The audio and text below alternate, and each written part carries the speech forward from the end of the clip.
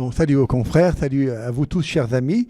La conscience missionnaire de l'Église a été particulièrement forte lors de la fin des deux conflits mondiaux que nous avons connus en Europe au XXe siècle. Deux documents pontificaux qui, à 26 ans d'intervalle, sont comme les deux mouvements d'inspiration et d'expiration du même corps qui respire et qui grandit, c'est-à-dire notre Église. Je veux parler bien sûr de la lettre que nous avons commentée ce matin. Nous en avons beaucoup parlé, Maximum Illud, du pape Benoît XV, du 30 septembre 1919. Et donc un an après l'armistice du 11 novembre de 1918, et dont nous fêtons bien sûr le centenaire de cette année. C'est la raison pour laquelle le Saint-Père a souhaité qu'il y ait un mois missionnaire et non pas simplement une semaine missionnaire, comme c'est l'habitude.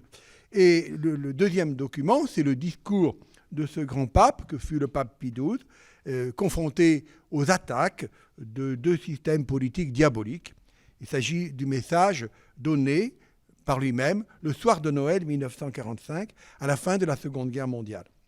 Ces deux documents sont comme le projet d'une part et la réalisation d'autre part d'un même impératif, celui de traiter des missions et d'en recueillir les fruits ecclésiaux. La traduction de Maximum Illud signifie littéralement une grande chose, cette chose très importante, c'est dire l'attachement que portait le pape à la mission.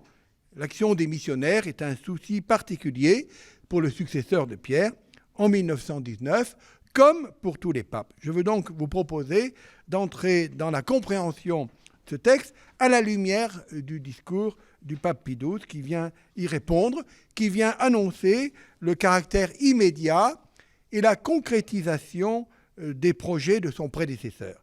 En somme, on peut déjà avancer que Pie XII s'est non seulement inspiré, mais a prolongé l'action du pape Benoît XV. Alors, si vous voulez, j'ai gardé deux grandes parties pour mon exposé. La première, c'est de parler de la paix comme condition de la mission et la mission au service de la paix. Et la deuxième, c'est parler de la mission comme inculturation de la foi. Alors, bien des choses ont déjà été dites, j'éviterai de les répéter. Alors, d'abord, un point commun entre Maximum Illud et le message de Noël 45. Ce point commun, c'est ce qu'on appelle en français l'après-guerre et la construction de la paix, le besoin de force spirituelle.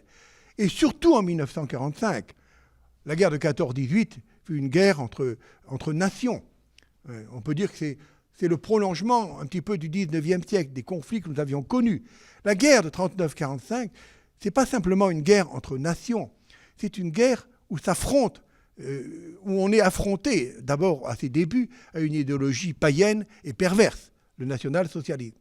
Et puis ensuite, cette guerre se prolongera en quelque sorte par cette période de l'après-guerre qui va durer jusqu'à la chute des régimes communistes en 1989. Bon, dès que cette idéologie totalitaire va donner à ce conflit, bien sûr, une empreinte, une marque particulière qui a été évoquée tout à l'heure quand on a fait allusion au nazisme, au racisme et à cette conception des races qui est bien sûr pour nous chrétiens inadmissible. Donc l'importance de la paix sur la terre, la nécessaire imbrication du développement matériel et spirituel des nations est mentionnée dans ce radio-message. La paix de la terre, la vraie paix, non l'après-guerre, est à elle seule une expression douloureuse et combien significative. Je cite le pape. Combien de temps sera-t-il nécessaire pour guérir le mal-être matériel et moral ? Combien d'efforts seront nécessaires pour cicatriser tant de plaies ? Hier ont germé sur des territoires immenses les destructions, les calamités, les misères.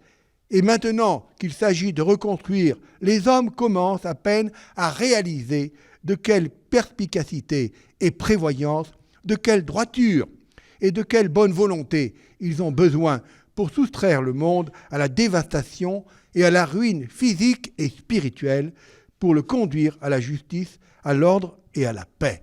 Voilà cette allusion qui est faite, vous le voyez bien, c'est après ces années de guerre que le pape Pie XII parle en connaissance de cause, surtout avec la libération, la fin de la guerre et la découverte de ces camps de concentration. Il parle de cette misère qui n'est pas simplement matérielle, mais qui est spirituelle. Mais vous notez déjà dans cette allocution de Noël une allusion à ce que Populorum Progressio appellera le développement intégral. C'est-à-dire pas simplement le développement économique et social, matériel, mais aussi le développement spirituel. L'homme n'est pas simplement un consommateur, l'homme n'est pas simplement un citoyen, il est fait, comme ça a été dit ce matin, à l'image et à la ressemblance de Dieu. Il a une nature spirituelle. Benoît XV et Pie XII s'adressent à leurs frères évêques au sortir d'un conflit. Il est donc naturel que dans les deux cas, ils saluent la paix comme un don de Dieu, un don de sa miséricorde. Pour Pie XII, la paix est un cadeau qui invite à l'humilité, car la guerre, avec ses calamités successives, ses horreurs, son inhumanité et les misères, provoquent toujours une dévastation plus grande que la seule ruine économique ou la destruction matérielle des biens. Elle suscite toujours un anéantissement spirituel. Je cite le pape Pie XII, « Il est nécessaire de ramener le monde des dévastations et des ruines physiques et spirituelles à la foi, à la justice et à la loi. » Vous voyez ce souci qui le préoccupe. Et dans cette perspective-là, la création des hiérarchies autochtones qui avait été voulue par son prédécesseur, le pape Benoît XV, dont nous avons parlé ce matin, vont faire de Rome la cité universelle. Et c'est l'un des objets du message du pape Pie XII en 1945, notamment l'annonce du consistoire du 18 février 1946, au cours duquel seront créés un grand nombre de cardinaux en provenance des pays de mission. Alors vous savez, avant 1946, il y avait eu dans l'entre-deux-guerres plusieurs consistoires. Alors je ne veux pas revenir au début du XXe siècle, ça serait trop long, mais je peux quand même citer le consistoire. Ce consistoire de 1946 va créer 32 cardinaux, 17 européens, mais également 6 nord-américains, 6 sud-américains, un arménien, un chinois, le cardinal Kongpingmei, un australien. Les consistoires précédents, si on regarde à partir de 1937, avaient créé 3 Italiens, un Français, un Anglais. 1936, un Français, un Italien. 1935, 12 Italiens, 2 Français, un Espagnol, un Argentin quand même, l'Amérique du Sud, un Syrien et un Tchécoslovaque. 1933, 6 Italiens, un Autrichien, un Canadien. Vous voyez, donc ce consistoire de 1946 voit quand même l'arrivée de 17 cardinaux provenant d'autres continents que l'Europe. Donc c'est une grande nouveauté pour cela. Et ce consistoire, c'est la suite logique de Maximum Illud, qui préconisait la mise en place d'un épiscopat autochtone dans les pays de mission, comme nous l'avons vu tout à l'heure. Comme cela a déjà été annoncé, je cite le pape, « Le Seigneur, ayant voulu, en dépit de notre indignité, nous élever au pontificat suprême, nous pourvoyons pour la première fois à la grâce de Dieu à la création de nouveaux membres du Sacré Collège. L'une des caractéristiques de ces consistoires sera la variété des nations auxquelles appartiennent les futurs cardinaux. Nous avons en effet voulu que soit représenté le plus grand nombre possible de parcours et de peuples et que ce consistoire soit une image vivante de l'universalité de l'Église. De même que nous avons vu depuis les premières années de notre pontificat affluer dans la cité éternelle, malgré la guerre, et aussi comme une conséquence de la guerre, des hommes de toutes les nations et des régions les plus lointaines. De même, aurons-nous désormais, le conflit mondial ayant cessé, nous aurons la consolation, plaise à Dieu, de voir affluer autour de nous les nouveaux membres du Sacré Collège, originaires des 5 parties du monde. Ainsi, Rome apparaîtra véritablement comme la cité éternelle, la cité chef du monde, la cité dont nous sommes tous les citoyens, la cité du vicaire du Christ, vers laquelle se tournent les regards de tout le monde catholique. Ainsi, le pape parle d'une Église qui est supranationale. Elle est supranationale parce qu'elle appartient à tous les peuples, elle est universelle, elle est indivisible. Et Pie XII ajoute à cela des considérations plus théologiques sur la supranationalité de l'Église. Il écrit ceci, « L'Église est mère, sancta mater ecclesia, une vraie mère, la mère de toutes les nations, la mère de tous les peuples, non seulement de tous les hommes. C'est précisément parce qu'elle est mère qu'elle n'appartient ni ne peut appartenir exclusivement à tel ou tel peuple, ni davantage à un peuple et moins à un autre, mais qu'elle appartient à tous d'une manière égale.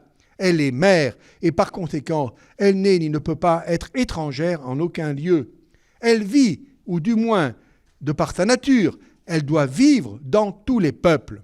En outre, de même qu'une mère forme avec son époux et ses fils une famille, l'Église, en vertu d'une union incomparablement plus étroite, constitue plus et constitue mieux qu'une famille, elle constitue le corps mystique du Christ. L'Église est donc au-dessus des nations parce qu'elle est un tout indivisible et universel. Nous le voyons, pour Pie XII, la paix permet de rendre visible l'universalité de l'Église puisque sa structure est supranationale et non seulement européenne. Certes, la ville de Rome reste le centre spirituel et le point de convergence qu'engendre la communion, mais la catholicité de l'Église oblige à la représentativité de l'unité dispersée à travers le monde. On comprend alors la maternité de l'Église du fait qu'elle est mère de tous et donc supranationale. L'Église transcende pour dépasser, pour rassembler les nations et les cultures, pour les transfigurer en un seul peuple, le peuple de Dieu. Alors Benoît XV, lui aussi dans Maximum Illud, évoque d'une certaine manière la paix, comme le fait le pape Pie XII dans ce message radiodiffusé de Noël. Il évoque la paix comme un terreau favorable pour le progrès des missions. Pour lui, la paix et la liberté servent les avancées de l'apostolat dans le monde.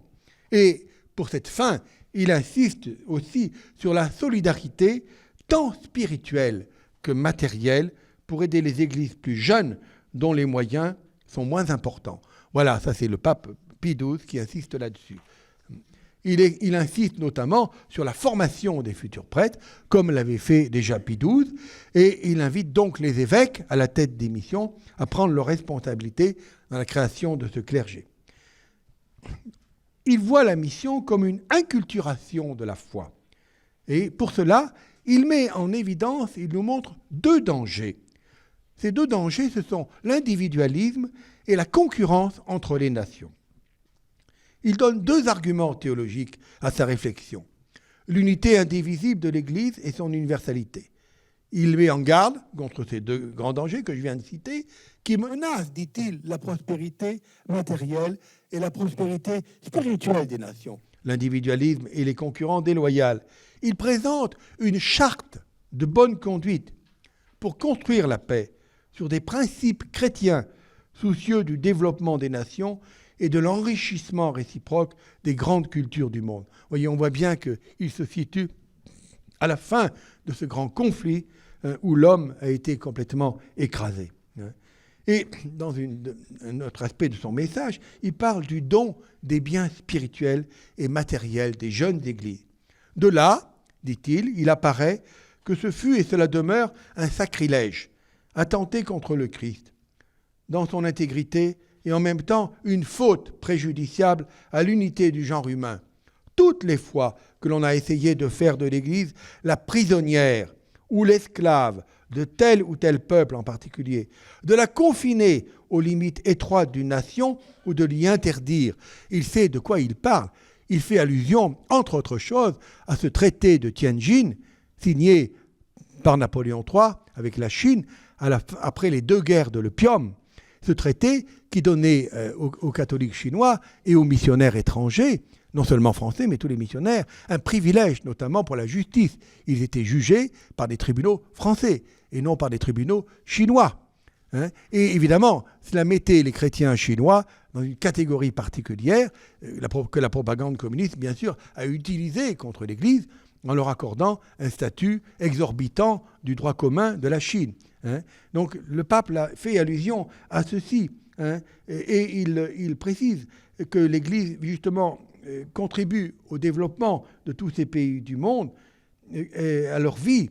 Pour un temps, dit-il, la vie visible de l'Église s'est déroulée de préférence au sein des pays de la vieille Europe, d'où elle s'est propagée comme un fleuve majestueux dans ces contrées que l'on pouvait appeler la périphérie du monde. Aujourd'hui, apparaît au contraire comme un changement de vie et d'énergie entre tous les membres du corps mystique du Christ sur la terre. De nombreuses régions et autres continents ont depuis bien longtemps dépassé la période de la mission en ce qui concerne leur organisation ecclésiastique. Elles sont dotées d'une hiérarchie propre, donc il fait allusion à l'initiative de Benoît XV, et donnent à toute l'Église des biens spirituels et matériels, alors qu'auparavant, elle les recevait. Donc Pie XII, dans son explication sur la nature supranationale de l'Église, met l'accent sur la notion d'Église qui est une famille, pour dépasser justement les idéologies des groupes politiques identitaires, qui furent le théâtre du conflit qui venait de s'évanouir, notamment entre la France et l'Allemagne, qui furent les deux grands belligérants, puis ensuite, bien sûr, tous les autres qui ont participé au conflit mondial. La famille universelle est indivisible et totale, car toujours en croissance. Cette croissance est la fleur des missions, dit-il. Les missions, pour Pie XII, permettent de dépasser toute idée réductrice sur la compréhension du mystère du Christ. Pour lui, l'Église, dans sa catholicité, est plénitude du Christ dans son corps mystique. C'est un point de doctrine que le pape Pie XII mettra en exergue dans l'encyclique de 1943, Mystici Corporis Christi.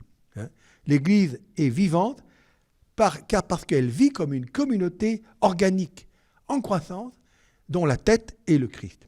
Cette encyclique sera d'ailleurs en grande partie le pilier de la première encyclique du pape Paul VI, Ecclesiam Suam. Pour Pie XII, l'Église est donc ce rassemblement universel qui rayonne, qui répand de nouvelles formes, de nouvelles forces de guérison sur un monde blessé. C'est pourquoi elle ne peut être ni l'esclave d'une nation, ni la prisonnière d'une culture. Et là, vous savez, nous pouvons revenir, et cela a été cité ce matin, à ces instructions données par le pape Alexandre VII aux fondateurs des missions étrangères. Les premiers vicaires apostoliques n'exportaient pas la France, l'Espagne ou le Portugal. Quoi de plus stupide? Et dans ces exhortations, si on lit tous les paragraphes, il y en a 2 qui concernent l'aspect économique, commercial. Ne faites pas du commerce, dit le pape Alexandre VII aux missionnaires. Et ne vous occupez pas de politique. Vous n'êtes pas les ambassadeurs de la France ou de l'Espagne. Ce qui peut laisser présupposer que les missionnaires du Padroado, du patronage espagnol et du patronage portugais, qui ont organisé la vie de l'Église jusqu'à la fin du XVIIe siècle, après les grandes découvertes, c'est-à-dire pendant 2 siècles, eh bien, on avait peut-être des reproches à leur faire sur ces aspects-là. Cette soumission à ces grandes puissances coloniales qu'étaient au XVe siècle et jusqu'au XVIIe l'Espagne et le Portugal. Vous voyez, donc je dirais qu'on assiste en lisant les textes de Benoît XV et les textes de Pie XII, on voit cette répétition, cette nécessité sans cesse de rappeler que l'Église ne peut pas être assimilée à une nation, qu'elle est vraiment supranationale, qu'elle dépasse les nations. C'est donc ce rassemblement universel dont parle le pape Pie XII. C'est pourquoi elle ne peut pas être l'esclave d'une nation. Pour cela, Pie XII annonce la création de ces cardinaux issus de tous les pays de mission. Lors du consistoire, il y aura 2 consistoires sous Pie XII, et lors du consistoire de 1946, il créera ces cardinaux. Il donne une concrétisation ainsi aboutie à Maximum Illud, qui prévoyait déjà la formation d'un clergé autochtone profondément catholique et capable de donner des évêques, puisque Benoît XV nommera sous son pontificat, comme cela a été rappelé ce matin, les premiers évêques chinois, les premiers évêques vietnamiens et tant d'autres. Ces cardinaux seront pour Pie XII l'accomplissement des missions, car, comme Benoît XV, il désire vraiment que les missions ne soient qu'un temps de semaille et de fondation. Pour Benoît XV, la formation du clergé indigène est porteur d'espérances nouvelles.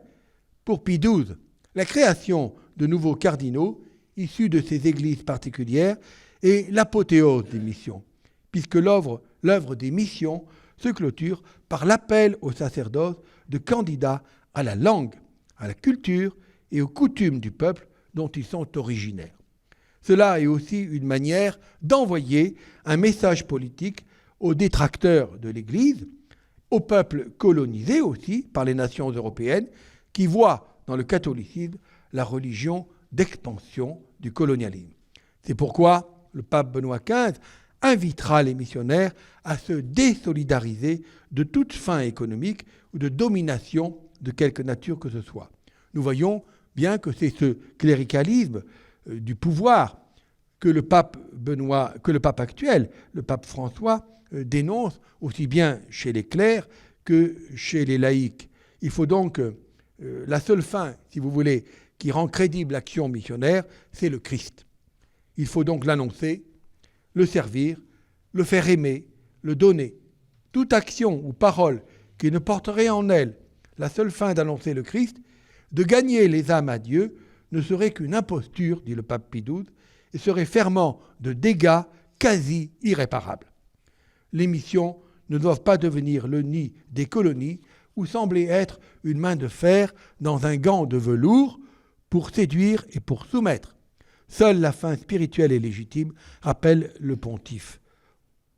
On comprend pourquoi, aujourd'hui encore, le pape François nous invite à devenir des disciples missionnaires dans nos propres pays, y compris les pays de vieille chrétienté, en nous invitant, en ce mois extraordinaire de la mission, à ne pas confondre évangélisation et prosélytisme.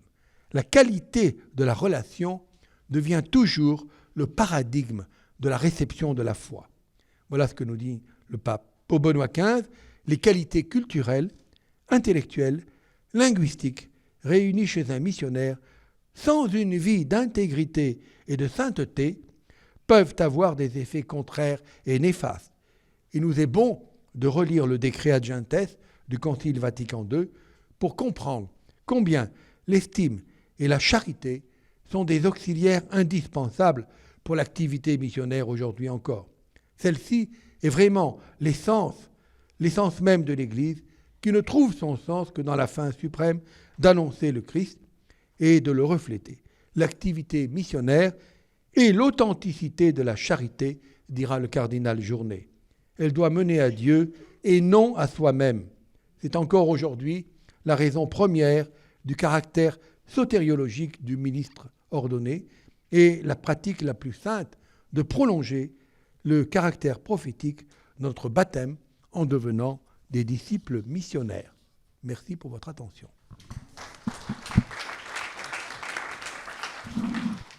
J'espère que je n'ai pas dépassé le... Ça ira. Merci beaucoup. Après le message de Noël donc de Pie XII, message de Noël 1945, nous passons, il y a une petite inversion dans le programme, et nous passons à la stratégie missionnaire de Maximo Miloud avec le frère Michel Malèvre. Merci beaucoup.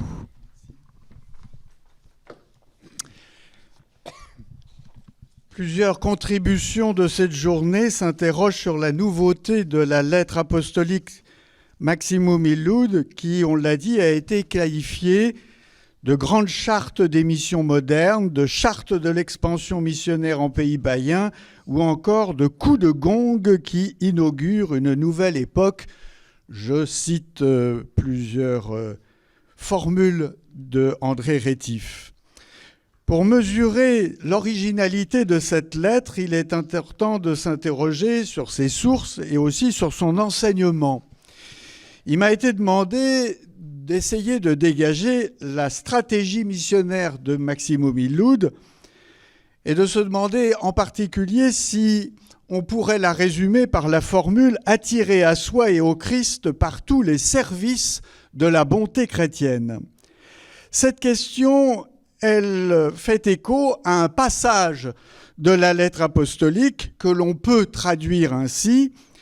C'est pourquoi le missionnaire qui, à l'imitation du Seigneur Jésus, brûle de charité, reconnaissant même dans les païens les plus perdus des enfants de Dieu, rachetés au même prix que le sang divin, n'est pas irrité par leur inhumanité ni consterné devant la perversité de leurs coutumes. Il ne les méprise pas et les dédaigne pas. Il ne les traite pas avec dureté et sévérité, mais il s'efforce de les attirer par tous les services de la bonté chrétienne pour les conduire un jour à l'étreinte du Christ, le bon pasteur. Cette formule se trouve vers la fin de la deuxième partie. Je rappelle ici, pour ceux qui n'auraient pas bien en tête cette lettre que vous avez lue sûrement plusieurs fois, qu'elle n'est pas numérotée. qu'elle a plusieurs traductions non officielles, on peut, je dirais, repérer la structure suivante. Il y a une introduction qui rappelle brièvement l'histoire des missions et la réalité d'1 milliard de croyants. Puis il y a une première partie qui traite des devoirs des chefs de mission en leur demandant successivement d'être des exemples et des pairs, de travailler au développement complet de la mission de le territoire qui leur est confié, de bannir tout nationalisme et de coopérer ensemble. Et enfin, mais pas moins, de former un clergé indigène. Une deuxième partie aborde les devoirs des missionnaires en leur rappelant qu'ils doivent se préoccuper du salut des âmes avant les intérêts de leur patrie, ce qui suppose d'être bien formés, de connaître la langue de leurs fidèles et d'avoir une vie spirituelle intense et une vie sainte, avant de souligner très brièvement le rôle des femmes. Une troisième partie interpelle tous les autres membres, évêques, clergés, fidèles, en insistant sur le devoir de prier, de favoriser les vocations missionnaires et de soutenir de leurs ressources les missions, notamment par les œuvres pontificales, ainsi que par l'union missionnaire du clergé. Enfin, une brève conclusion exprime l'espoir que ce qui précède sera mis en œuvre. La phrase citée donc sur tous les services, attirés par tous les services de la bonté chrétienne, se trouve à la fin de la deuxième partie, donc relative au devoir du missionnaire, et plus particulièrement dans un passage relatif à la spiritualité missionnaire plutôt qu'à l'organisation de la mission. Alors peut-on voir dans cette phrase une sorte de résumé d'une stratégie de la lettre Maximum Illud? Selon une définition commode, le terme de stratégie peut désigner un ensemble d'actions coordonnées, d'opérations habiles, de manœuvres en vue d'atteindre un but précis. Il nous faut donc nous interroger sur le but de l'action missionnaire avant de nous demander quelles sont les actions coordonnées qu'elle envisage pour atteindre ce but. Le premier but, je ne vais pas m'y étendre beaucoup, il a été rappelé. Premier but de la mission selon Maximum Illud, c'est l'annonce de l'Évangile et le devoir d'arracher des peuples qui ne connaissent pas le Christ aux ténèbres de l'erreur. On pourrait multiplier les citations, certains l'ont déjà fait. Je ne reprends pas cette lecture tragique pour reprendre la formule de Brigitte Scholvy. Cette opposition entre la vérité de l'Évangile et l'erreur, qui peut être l'erreur des cultures, des religions, ou peut-être même l'erreur, on verra comment Jean-François Zorn en parle, des autres concurrents qui insistent la mission, se traduit par une insistance sur la prédication de l'Évangile. Le missionnaire vraiment dévoué, dit Benoît XV, doit se garder de confier à des catéchistes l'explication de la doctrine chrétienne, mais se réserver personnellement à lui-même comme la plus importante cette partie de sa charge, car Dieu ne lui a pas donné d'autre mission que la prédication de l'Évangile. Il y a une mission toute divine que de répandre la vérité chrétienne. La charité du missionnaire se manifestera donc par la prédication. Certes, le pape ne parle pas seulement de l'enseignement de la foi, mais aussi un peu des œuvres de justice et de compassion. On remarquera, enfin en tout cas j'ai remarqué, vous comprendrez pourquoi, puisque je suis dominicain, qu'il évoque le Las Casas, en soulignant qu'il entreprit à la fois de défendre les malheureux indigènes contre l'infâme tyrannie des hommes et de les arracher à l'implacable esclavage des démons. Et plus loin, quand il décrit le rôle du chef de mission, il y voit un père, gardien fidèle et actif, au cœur débordant de charité, dont l'absolu dévouement embrasse toute la mission, dit-il, les âmes et les biens, et qui se réjouit du succès de ses enfants. Et de fait, il y a d'autres aspects de la mission qui sont évoqués dans la lettre apostolique d'ordre diaconal liés et qui lui sont liés et qui sont plutôt confiés à des femmes. Les hôpitaux, les hospices, l'éducation, etc. Mais la deuxième partie de la lettre dit clairement quand même que l'apaisement des souffrances par ses œuvres est subordonné à ce même salut des âmes. Il ne s'agit plus, dit-il, Benoît XV, seulement de diminuer les privations, le dénuement, le cortège des autres souffrances qui accablent d'innombrables populations, mais encore et surtout d'arracher cette foule d'âmes à l'orgueilleuse tyrannie du démon pour leur donner la liberté des enfants de Dieu. On a déjà évoqué cette citation. Dans ce contexte, il ne faudrait donc pas trop presser le terme « service » et l'expression attirée par tous les services de la bonté chrétienne dans une perspective qu'aujourd'hui on appellerait holistique de la mission. Certes, le pape Benoît XV reconnaît l'importance de développer des œuvres éducatives et médicales pour lesquelles les femmes et surtout les religieuses ont un rôle important à jouer, il le dit à 2 reprises. Et en ce sens, une mission comprenant prédication, catéchèse et œuvres sociales envisage bien un ensemble d'actions favorisant la conversion des peuples.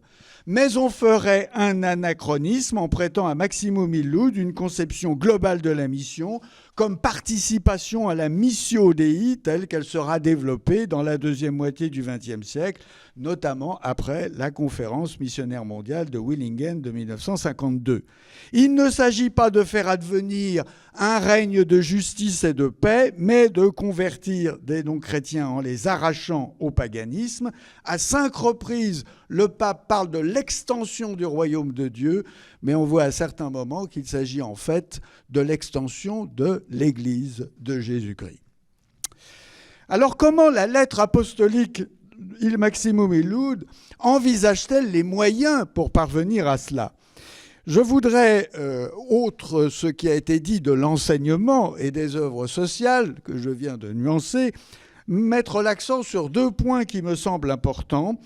C'est le nombre et surtout la sainteté des missionnaires et la plantation d'églises locales, on en a beaucoup parlé, dirigées et animées par un clergé indigène.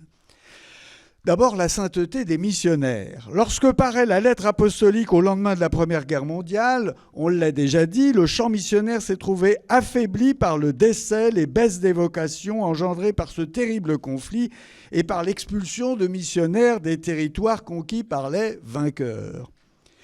Les missions ad extra ont besoin d'ouvriers et ce fut incontestablement un souci de Benoît XV qu'il exprime au début de la 3e partie de sa lettre. Il est nécessaire de pallier le manque de missionnaires qui, s'il ne se faisait déjà sentir auparavant, est devenu beaucoup sensible après la guerre, de sorte que plusieurs parties de la vigne du Seigneur manquent de cultivateurs. Par conséquent, nous faisons appel à votre diligence, vénérables frères. Vous ferez une chose digne de votre amour pour la religion si vous stimulez au sein du clergé et parmi les élèves des séminaires diocésains la vocation aux missions à chaque fois que quelqu'un en donnera témoignage. Ne vous laissez pas tromper par certaines images de biens ou des considérations humaines en craignant que soit soustrait à votre diocèse ce que vous aurez donné aux missions. À la place d'un missionnaire que vous laisserez partir, Dieu suscitera plus de prêtres qui seront très utiles à votre diocèse. Mais la quantité ne suffit pas. Qu'il s'agisse du chef de mission ou des missionnaires qui lui sont subordonnés, Benoît XV insiste à plusieurs reprises sur la sainteté de leur vie. Comme il le dit dans la 2e partie, l'exemple est pour la foi un bien plus sûr véhicule que la parole. Il faut certes que le missionnaire se recommande par toutes les qualités d'esprit et de cœur, par une culture intellectuelle générale, une excellente éducation, mais s'il manque à ces dons le complément d'une vie irréprochable, ils n'aideront en rien et que bien peu au salut des âmes et pourront même le plus souvent devenir des écueils pour le missionnaire lui-même et pour les autres. Le missionnaire donnera donc l'exemple de l'humilité, de l'obéissance, de la pureté et surtout de la piété. Ces vertus éloignent tous les obstacles et ouvrent dans les âmes une voie plus large et facile à la vérité. Il n'est point de cœur si endurci qu'elle n'arrive à gagner. Le pape insiste ainsi à plusieurs reprises sur la charité qui doit consumer le missionnaire à l'exemple du Christ et dont les sentiments et les desseins doivent être ceux du Christ et des apôtres. Et à contrario, il fustige le nationalisme, l'instinct de propriété des chefs de mission, tout comme le patriotisme et le manque de désintéressement des missionnaires. Lorsqu'il parle donc des bons services de la bonté chrétienne pour attirer les païens et les jeter dans les bras du bon pasteur, c'est dans ce contexte-là d'un appel à la sainteté qui relativise même la prédication. Celui qui annonce Dieu doit être l'homme de Dieu. Celui qui prêche la haine du péché doit le haïr le premier, particulièrement chez les infidèles, plus sensibles aux impressions qu'aux raisonnements. L'exemple est pour la foi un bien plus sûr véhicule que la parole. Mais une juste lecture de la lettre apostolique doit aussi intégrer sa grande insistance sur la formation d'un clergé indigène et sur la plantation de l'Église. Pour le pape Benoît XV, nul mieux que le prêtre autochtone saura annoncer l'Évangile au peuple dont il partage la langue, la culture, puisqu'il en fait partie. Le prêtre indigène que tout, naissance, mentalité, impression, idéal, rattache à ses ouailles, est merveilleusement armé pour acclimater la vérité dans les âmes. Bien mieux que tout autre, il sait choisir les moyens de forcer la porte du cœur. C'est ainsi qu'il a facilement accès auprès de bien des âmes dont le prêtre étranger, c'est-à-dire le missionnaire, se voit interdire le seuil. Si le clergé local est mieux armé que le missionnaire, le formé et le bien formé, comme on forme le clergé occidental, dit le pape, est donc un moyen essentiel, un aspect de la stratégie missionnaire de la lettre. Bien plus, mais le pape n'approfondit pas cela. Toute culture peut et doit assumer la révélation divine au point qu'ils naissent des ministres. Et on connaît les belles affirmations du pape Benoît XV sur la catholicité de l'Église. L'Église de Dieu est catholique. Nulle part, chez aucun peuple ou nation, elle ne se pose en étrangère. Il convient de même que tous les peuples puissent fournir des ministres sacrés pour faire connaître la loi divine à leurs compatriotes et les guider dans le chemin du salut.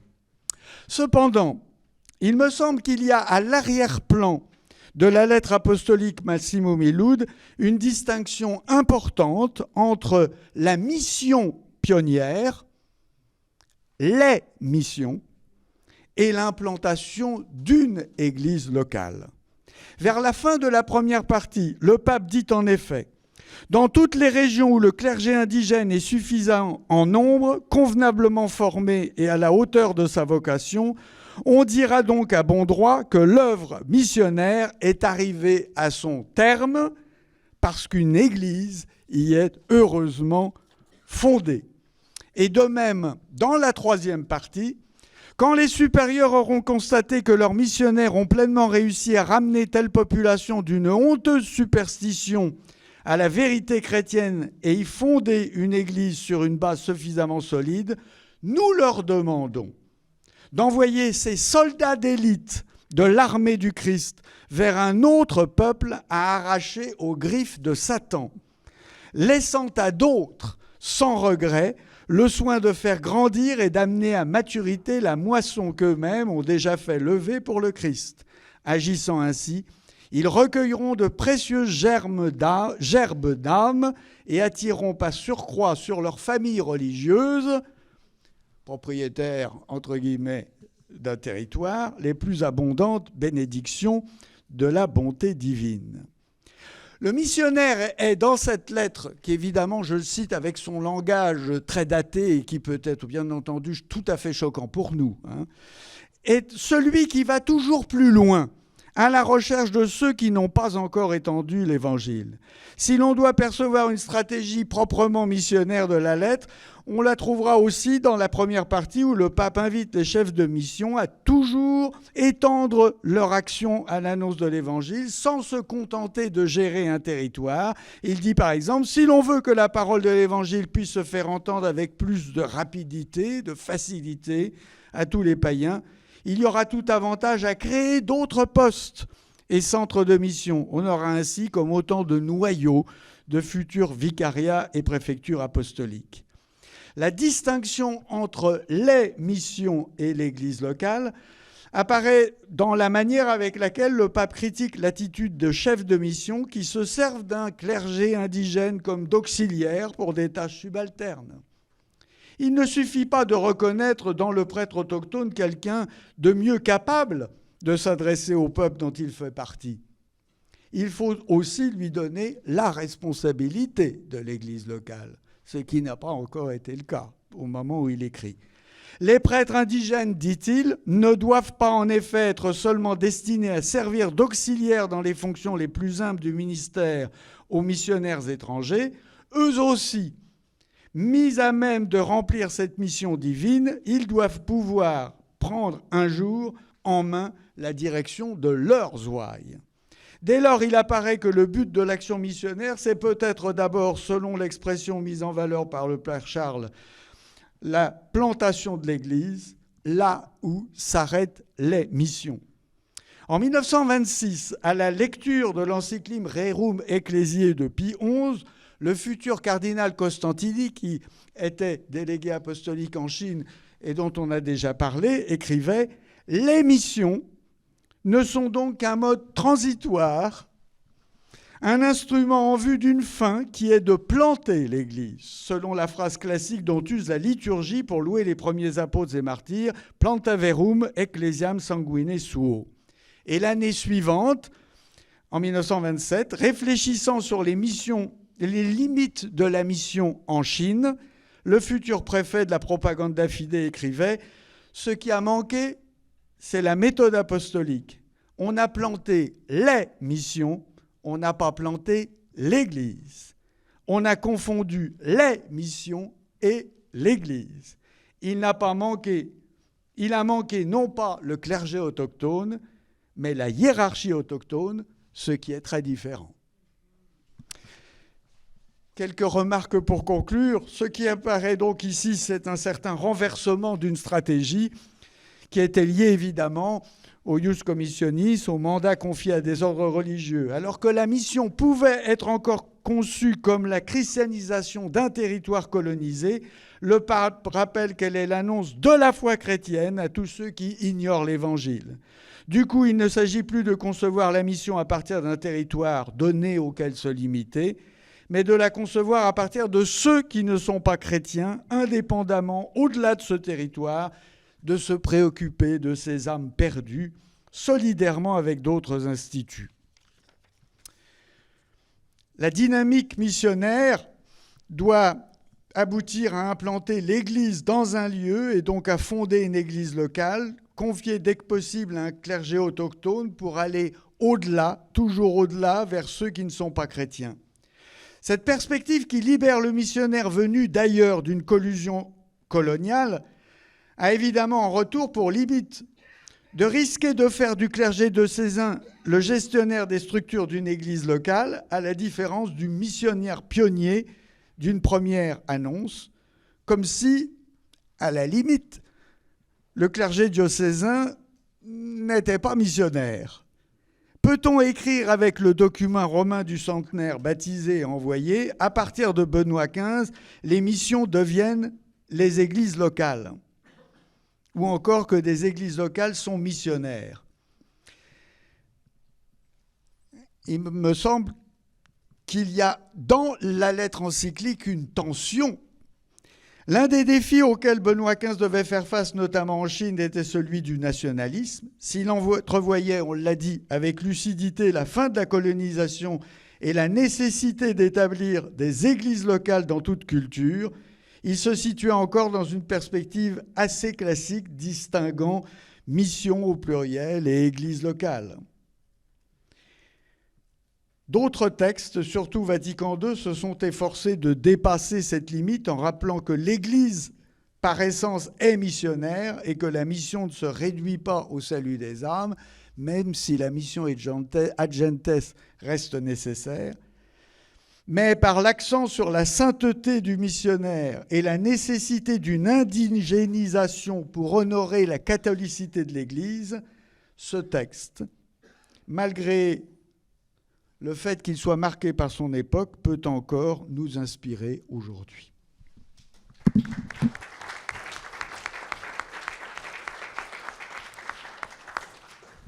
Merci beaucoup.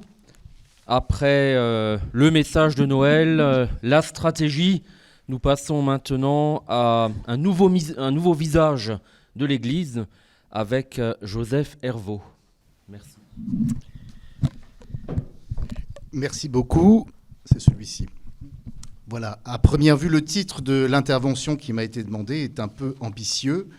Une Église universelle, missionnaire, engagée dans des échanges et dans des actes de communion.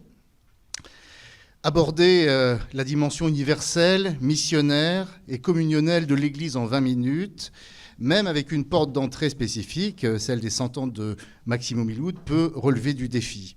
Alors je vais me proposer très modestement d'essayer de le relever avec un axe missiologique et je procéderai selon 2 temps. Un premier temps me conduira, à la suite de Maximo Miloud, à poser un regard un peu critique, non sur la tâche missionnaire elle-même, mais sur ses formes historiques, sur ses paradigmes. Depuis 2000 ans, il a en effet existé de nombreuses formes d'évangélisation, je ne l'apprends à personne ici, et ces formes n'ont pas toutes été équivalentes, tant du point de vue de leur rapport à l'Évangile que de celui du lien qu'elles ont entretenu avec la diversité des cultures humaines.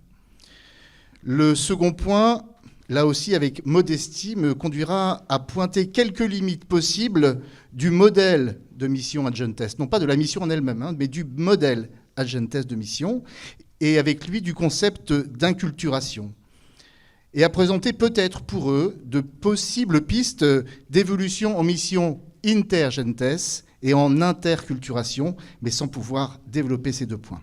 Et une rapide conclusion me fera souligner ce que pourrait être l'apport des églises d'Asie à un renouvellement de l'évangélisation et rassembler quelques points d'attention sur ce que peut être la finalité de l'évangélisation. À travers tout cela, je l'espère, il sera bien question de la mission de l'Église, de son universalité et de la communion ecclésiale. Premier point, l'Évangile, les cultures et ses formes diverses d'évangélisation. On l'a rappelé abondamment ce matin, Maximo Miloud écrit dans un certain contexte, celui de la fin de la Première Guerre mondiale. Catherine Marin nous l'a rappelé, ce contexte a fortement impacté l'organisation des points de vue. Je n'y reviens pas, ça a été abondamment développé. Mais on l'aura compris, l'arrière-fond de la question est celui d'une frontière extrêmement délicate pour un missionnaire entre l'appartenance à sa propre nation, qu'il situe dans une singularité historico-culturelle précise, et l'appartenance à l'Église, qui situe sa tâche évangélisatrice dans une dimension à portée plus universelle, et l'inscrit aussi dans un autre type de relation à la famille humaine dans son ensemble. Rien de grave en soi à ce constat, si la seconde relation, l'appartenance à l'Église universelle, permettait d'habiter autrement la première, c'est-à-dire ma singularité ou sa singularité historico-culturelle. Mais ce que déplore Benoît XV, me semble-t-il, c'est que c'est bien le contraire qui se produit, et à ce moment précis de l'histoire. Alors là aussi, quand on intervient dans un colloque sur un texte aussi court que Maximo Miloud, on prend le risque, quand on intervient en 5e ou 6e position, que tous les extraits un peu intéressants aient déjà été cités. C'est un peu mon cas. Donc, mais voyez, ce petit extrait qui a déjà été pointé et sur lequel on est revenu à plusieurs reprises, voilà, quand Benoît XV déplore ces missionnaires qui placent la préoccupation de leur patrie d'ici-bas avant celle du ciel, qui déploient un zèle indiscret pour le développement de la puissance de leur propre pays, qui s'appuient sur des vues humaines, qui risquent de discréditer l'action évangélique, qui risquent de laisser penser que le christianisme n'est que la religion d'une nation étrangère et que de se faire chrétien, c'est renier sa propre appartenance culturelle. Voilà, on a beaucoup pointé, et sans doute avec raison, que cette petite citation, elle marque une prise de conscience. Mais c'est jamais une baguette magique. Pour faire une petite incise, on voit bien ce que le pape François aujourd'hui dit et avec quelle force il le dit sur les migrants, sur l'immigration, etc. Eh bien, s'il le dit avec une telle force, eh bien, c'est parce que ça fait débat, tout simplement.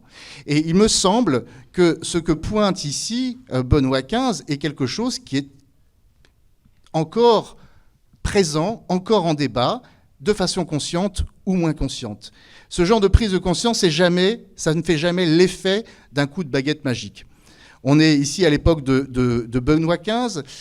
J'ai une maman née en Inde dans les années 30, territoire français, à qui on a appris que ses ancêtres étaient les Gaulois, etc., qui savaient par cœur les affluents du Rhône, de la Saône, absolument rien de l'Inde, dont elle n'avait d'ailleurs pas le droit de parler la langue locale, qu'elle savait parler mais ni lire ni écrire et qu'elle n'a pas pu transmettre. Ce n'est pas simplement renoncer à sa patrie.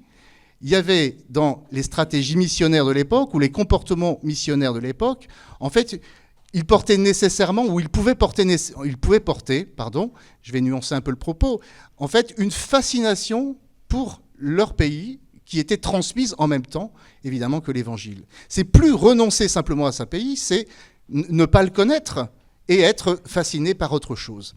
Voilà, donc c'est pas un coup de baguette magique, c'est...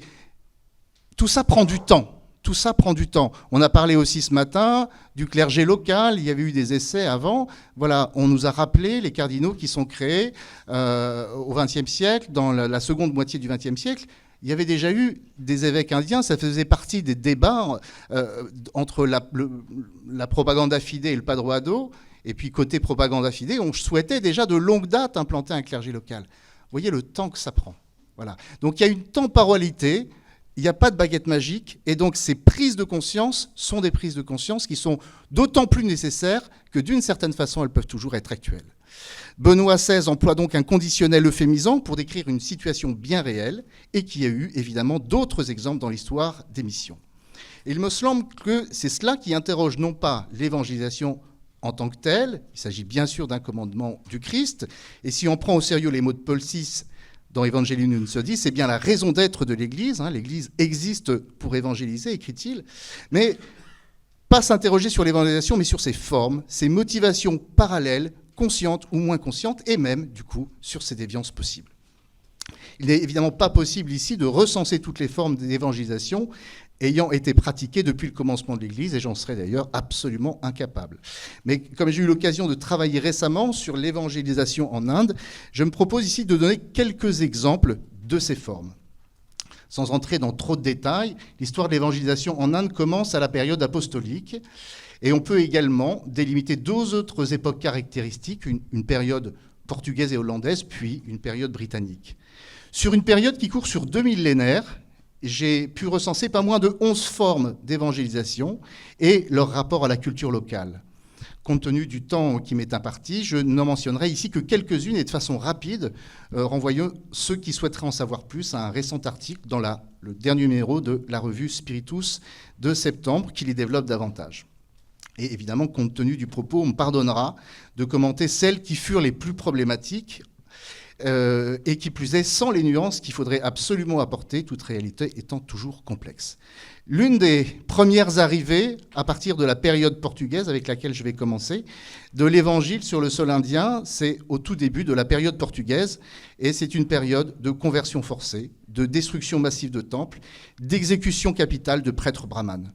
L'enjeu ici, c'est pas tant l'évangélisation qu'un enjeu politique et commercial.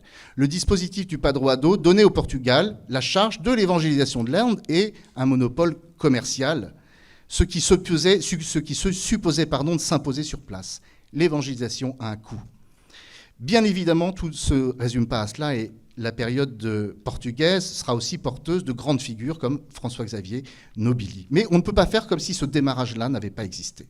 Comme si ça n'avait pas été une des formes par laquelle on avait essayé de faire entrer l'Église et l'Évangile sur un territoire donné. Deuxième forme, toujours dans ce sillage, celle qu'on pourrait appeler la portugalisation. Vous savez, c'est dans un certain nombre de cas de figure quand le néophyte indien était amené, en devenant chrétien, à changer de vêtements, à changer de nom, et il recevait évidemment un nom portugais et des vêtements portugais. On voit ici que ce qui est en jeu, c'est que là, la foi chrétienne et la culture portugaise, la culture de l'évangélisateur, sont absolument assimilées l'une à l'autre. Troisième forme, très rapidement aussi, la latinisation. Ça s'est joué avec les chrétiens locaux, ceux qui étaient issus de la première souche, celle portée dans le sillage de saint Thomas à l'époque apostolique. Et là, dans la foulée du Concile de Trente, l'Église catholique pense son unité à travers sa latinité. Il y a bien des raisons qui permettent de l'expliquer, et c'est ainsi. Et nombre de traditions propres aux chrétiens nasranis, à ces premiers chrétiens indiens, issus de la première strate d'évangélisation, et fruits d'une longue inculturation, ne sont plus comprises ou pas comprises a priori comme des harmoniques plurielles d'une même foi, mais qualifiées d'hérésie, même lorsque les usages qu'ils visent n'impliquent en rien le dogme. Les textes des premiers chrétiens indiens sont systématiquement détruits, brûlés dans des autodafés. Et ce qui surgit là, ou ce qu'on pourrait dire là, c'est que la foi catholique est assimilée à son expression romaine, considérée comme la seule authentique, et que sa liturgie au seul rite latin. Une autre forme, une quatrième forme un peu problématique, c'est celle de l'occidentalisation. On en a parlé aussi rapidement dans les précédentes interventions. Elle est plus tardive, elle date de la période britannique, dans le sillage des Lumières, en lequel l'Occident, on l'a dit, s'est octroyé une mission civilisatrice universelle. Alors quand l'évangélisation n'est pas dissociée ou insuffisamment dissociée de cette tâche civilisatrice, alors bien tout dialogue avec la culture locale n'est plus nécessaire, n'est plus utile, est considéré comme un archaïsme. Pourquoi est-ce qu'il faudrait discuter, je le dis de façon caricaturale, avec des primitifs? Il me semble d'ailleurs qu'il n'est pas totalement stupide de rattacher à cette dernière période, dans laquelle l'évangélisation et la civilisation ne font qu'un, le découplage qui fait encore parler aujourd'hui, qui fera longtemps parler sans doute, entre dialogue et annonce. Là, il n'y a plus que l'annonce qui compte, finalement. Comme je l'évoquais il y a quelques instants, il n'y a évidemment pas que ces 4 modèles-là. D'autres montrent évidemment un visage plus évangélique et d'autres rapports à la culture autochtone. Il faudrait ici citer la forme de l'accomplissement, qui était propre au modèle des chrétiens de saint Thomas, celle de l'adaptation qu'on doit aux jésuites, celle du témoignage de la charité, qui se préoccupera aussi d'éducation à la santé, de diaconie en règle générale, et puis celle pluriforme du dialogue interculturel. On pourrait aussi mentionner bien des dynamiques de contestation des injustices sociales, même si certaines d'entre elles peuvent être porteuses aussi de quelques relents paternalistes. Donc l'évangélisation en Inde est sans doute partout, c'est complexe, et c'est un peu le bon grain est livré. Il y a des modèles qui ne disparaissent jamais complètement, qui potentiellement sont toujours là, susceptibles d'affleurer, tant qu'on ne clarifie pas les représentations qu'on se fait de la mission et de l'évangélisation. Alors je poursuis avec mon deuxième point, et pour pointer là aussi quelques limites de ce modèle d'une mission vers, d'une mission ad gentes. Les 4 formes, et toutes les formes que je viens d'évoquer, en particulier les plus problématiques, vont dans le même sens que le constat de Benoît XV. Et peut-être sont-elles le signe d'une conversion toujours nécessaire de l'activité missionnaire à l'évangile lui-même. Paul VI l'écrivait dans Evangelii Nunciandi, je le cite, « Évangélisatrice, l'Église commence par s'évangéliser elle-même. Peuple de Dieu immergé dans le monde et souvent tenté par les idoles, elle a toujours besoin d'entendre proclamer les grandes œuvres de Dieu qui l'ont convertie au Seigneur. Cela veut dire, en un mot, qu'elle a toujours besoin d'être évangélisée si elle veut garder fraîcheur, élan et force pour annoncer l'Évangile. Une telle invitation à la conversion concerne l'Église. C'est à souligner, car dans les différents élans et dynamiques missionnaires, y compris celles qu'on vient de rappeler, c'est souvent l'autre qui est à convertir. Et d'ailleurs, Benoît XVI, ça a été cité également, l'exprime dans le langage de son temps. Hein, on est douloureusement surpris de trouver les hommes voilà, dans les ténèbres et l'ombre de la mort. Alors, effectivement, c'est un langage daté, un langage d'un temps. Mais on peut se poser aussi la question de savoir s'il n'y a pas là une caractéristique plus profonde. Est-ce que ce n'est pas également ce que pointait Jésus dans la parabole de la paille et la poutre, dans la parabole du pharisien et du publicain, etc. Ce regard volontiers bienveillant vis-à-vis de soi et un regard volontiers beaucoup plus critique sur l'autre, et c'est lui qui est à convertir, bien évidemment. Que ce soit l'autre le sujet de l'annonce qui conduit à la conversion au Christ n'est pas ce qui est en question, mais bien plutôt ici dans ce que rappelait Paul VI, que l'Église doit être la première à se laisser convertir par la parole qu'elle annonce. Or, c'est une opération difficile. Je viens de dire en quoi elle renvoie à des mécanismes existentiels dans lesquels, eh bien, voilà, c'est plutôt l'autre qui est un problème à régler que moi.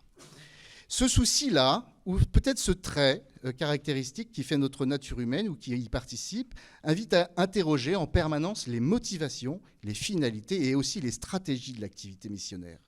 Ou pour le dire autrement, à toujours soigneusement distinguer l'évangélisation des modalités concrètes de sa mise en œuvre. Et de ce point de vue, le modèle de la Missio Ad Gentes peut présenter plusieurs limites. Je vais en présenter 3. À la suite du théologien sino-malaisien qui vit aux États-Unis en ce moment, Jonathan Tan. Alors la première limite, c'est peut-être justement le risque, pointé également, de confusion entre l'élargissement des frontières de l'Église institutionnelle, cette plantatio ecclésiae, et l'accroissement du royaume de Dieu, ou de l'assimilation pure et simple de l'un et de l'autre. Glissement subtil qu'on peut aussi constater dans Maximum Illud, c'est dans la petite adresse au directeur des missions. Voilà, nous nous adressons tout d'abord à ceux qui, en qualité d'évêques ou de vicaires ou de préfets apostoliques, sont placés à la tête des missions.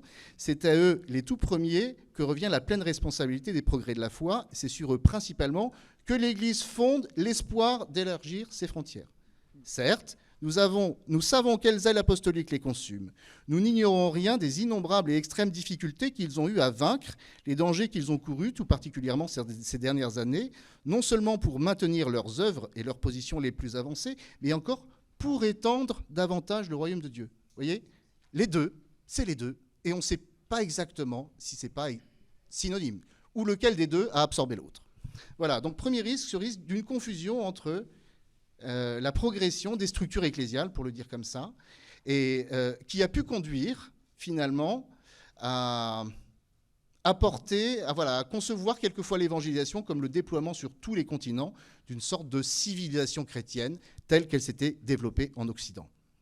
Jonathan Tan appelle ça une évangélisation unidirectionnelle et uniculturelle.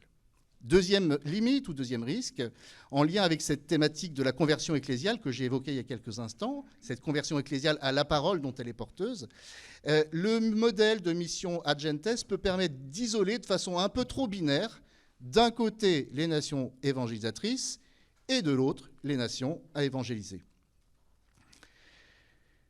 Or, il y a du déjà là de l'action de l'esprit dans les nations dites à évangéliser.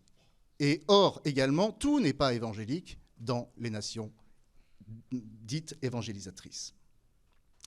Troisième limite, déjà évoquée avec la plantatio ecclésiae et son accroissement numérique, cette dynamique-là inscrit la Missio Ad Gentes dans une dynamique nécessairement expansionniste, qui peut non seulement avoir du mal à être distinguée d'un esprit de conquête, mais qui peut, et c'est peut-être plus grave encore, occulter d'autres formes de fécondité de l'Évangile ou du surgissement du royaume, comme, pour ne prendre qu'une seule image évangélique, la plus petite des semences. Sur ces critères numériques, certains auront d'ailleurs parlé de l'échec de l'évangélisation de l'Asie, ce qui non seulement relève du jugement de valeur, mais qui passe à côté, par exemple en Inde, de l'immense travail social mené par les chrétiens, qui sont pourtant moins de 3% de la population. Les chrétiens en Inde, c'est moins de 3% de la population, et c'est plus de 20% du travail social, et c'est ça qui pose problème aux nationalistes hindous. Voilà, c'est ça qui pose problème. Vous voyez, donc, je ne développe pas, mais il y aurait matière. En guise de rapide conclusion, j'aimerais présenter quelques points d'attention concernant la communion et l'universalité de l'Église. Aujourd'hui, dans un Occident sécularisé, multiconvictionnel, de plus en plus pluriculturel, et en lequel l'Église se trouve de moins en moins en position de force, il y aurait sans doute beaucoup à recevoir des églises d'Asie qui, elles, n'ont jamais été en position dominante ou majoritaire. Et quand je parle des églises d'Asie, bien évidemment, je ne parle pas que des églises d'Asie. Et ces églises qui n'ont jamais été en position dominante ou majoritaire, mais qui n'en ont pas moins expérimenté, et depuis fort longtemps, des formes de fécondité évangélique, y compris en termes de dialogue interculturel et interreligieux, mais pas seulement, pas exclusivement. Et plus généralement, dans la dynamique des signes donnés par le pape François d'un renouveau de la place des églises locales dans l'Église universelle, c'est intéressant de voir comment dans ses écrits, il cite systématiquement des travaux de conférences épiscopales diverses et variées et du monde entier. Donc dans ce renouveau de la place des églises locales dans l'Église universelle, il y aurait à gagner, peut-être, à repérer et à faire quelque chose de davantage commun à tout ce que apportent de spécifique ces églises locales au monde tel qu'il est aujourd'hui. La mission se joue aujourd'hui dans un cadre plus intergentes qu'adgentes, ce qui implique aussi de repenser l'inculturation en interculturation, pour rendre davantage compte de la multidirectionnalité des interactions dans une société mondialisée. Repérer et conscientiser les modèles d'évangélisation mis en œuvre par le passé peut aider à ce passage. Ça peut aussi aider, peut-être un peu, à conscientiser ce qui pourrait être là, prêt à ressurgir en cas de crise. Et regarder ces modèles, ce n'est pas nécessairement aujourd'hui chercher la bonne, la nouvelle, la super stratégie, la recette évangélisatrice qui marche. Peut-être que c'est juste simplement apprendre à rechercher là où les bonnes postures, celles qui peuvent être porteuses de l'Évangile, plutôt que d'abord notre nécessité de promouvoir des structures ecclésiales. Et ceci dans des milieux et dans des contextes extrêmement différents. Et il me semble que les textes du Vatican II continuent ici d'être une ressource à approfondir. Dei verbum agentes lumen gentium, lus de façon systémique, permettent de voir l'évangélisation comme un processus.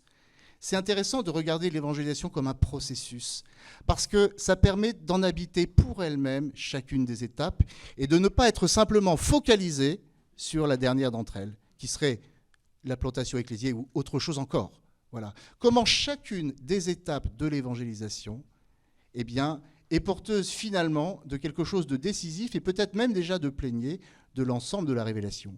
Vatican II, c'est aussi, je n'ai pas le temps de le décrire, mais une correspondance structurelle entre le mouvement de la révélation, la façon dont Dieu se révèle, et là aussi c'est un processus qui prend du temps, et la façon dont l'Église est appelée, est invitée à le communiquer aux hommes. On pourrait reprendre ces beaux verbes du début de Dei Verbum, Dieu qui est invisible s'adresse aux hommes comme à des amis, on n'est pas sur la résolution d'un problème, s'adresse aux hommes comme à des amis et converse avec eux. On voit bien, Paul VI nous a rappelé aussi dans Ecclesiam Suam, ce dialogue de salut que Dieu entretient avec l'humanité, dialogue de salut, une conversation, ça prend du temps, pour les inviter à entrer en communion avec lui et les accueillir. Voilà, on pourrait commenter ces 4 verbes en montrant comment ils peuvent être aujourd'hui structurants aussi pour chercher ces bonnes ou ces postures évangélisatrices qui pourraient servir aussi une conversion ecclésiale. Se décentrer de la seule finalité de ce processus pour en habiter dans la foi chacune des étapes permettrait peut-être aussi de quitter ces logiques autoréférencées dont parle le pape François, logiques qui sont d'ailleurs pas sans lien avec ce qu'on a dit depuis ce matin. Il me semble aussi que le renouveau de l'évangélisation et l'actualisation des modèles missionnaires passent par une redécouverte de la gratuité du don de Dieu.